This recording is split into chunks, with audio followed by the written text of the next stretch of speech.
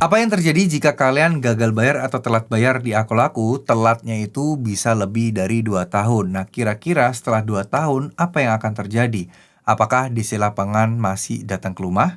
Apakah benar DC bakal datang atau cuman gertakan aja? Nih, kita akan bahas di video kali ini. Oke, Assalamualaikum warahmatullahi wabarakatuh. Sebelum itu saya sampaikan bahwa saya tidak pernah membuka jasa apapun.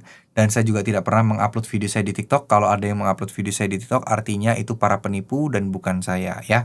Oke, jadi fakta di lapangan dari data-data yang ada, dari history-history yang ada, DC aku-laku dan Kredivo itu biasanya paling aktif itu teman-teman ya dari bulan ke-1 hingga bulan ke-6. Rata-rata, apalagi di kota-kota yang nggak terlalu jauh dari kota besar. Tapi kalau di terpencil banget, kadang bisa sampai 7 bulan, 8 bulan, dan seterusnya.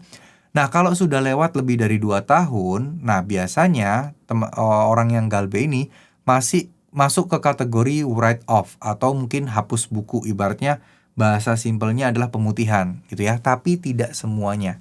Probabilitas ya. Nah, biasanya setelah 2 tahun itu juga penagihannya udah dialihkan kepada pihak ketiga teman-teman, jadi bukan karyawan internal lagi. Nah, pihak ketiga pun juga belum tentu akan rame dan akan terus aktif untuk nagih ke kalian. Nah, mereka juga akan jarang banget sih untuk datengin gitu loh. Maksudnya kalau udah pihak ketiga itu apalagi udah di atas 2 tahun itu sangat-sangat minim sekali. Kecuali memang pinjaman kalian itu sangat besar gitu ya. Nah, jadi jadi ada pola siklusnya juga ya teman-teman ya. Jadi terkadang DC lapangan itu muncul lagi setelah menghilang setahun karena adanya pergantian vendor penagihan dari perusahaan tersebut. Nah, kok udah lama nggak ada DC lapangan yang datang? Kok tiba-tiba ada DC lapangan yang datang? Kok tumben? Padahal udah bertahun-tahun nggak ada. Nah, biasanya itu tadi salah satu penyebabnya adalah perpindahan atau mungkin kerjasama vendor dalam proses penagihan. Atau mungkin pihak ketiganya itu ganti PT-nya. Sehingga proses listing yang harus ditagih ini ke-refresh lagi dan ada peluang untuk didatengin lagi. Biasanya seperti itu. Nah, jadi buat teman-teman, kalau misalnya teman-teman tiba-tiba mendapatkan ancaman seperti tiba-tiba dikirimin foto DC sedang di jalan, terus kemudian bilang lagi akan menuju rumah atau mungkin bilang foto kalian di depan rumah foto kalian. Jadi itu jangan terlalu dipikirkan karena bisa jadi itu cuma gertakan doang.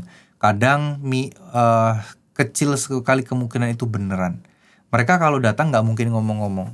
Ya, diam-diam tiba-tiba datang, tiba-tiba sampai. Nah, kemudian jika teman-teman didatengin DC, teman-teman jangan panik dulu. Minta DC-nya untuk tunjukkan identitas lengkap. Apapun itu, surat kerja, surat dinas, surat tugas, terus kemudian sertifikasi sebagai DC, sertifikasi profesi ya. Dan kalau mereka tidak punya, ya kalian boleh kok tidak menanggapi mereka. Ya, tetap semangat buat teman-teman semua. Terima kasih. Wassalamualaikum warahmatullahi wabarakatuh.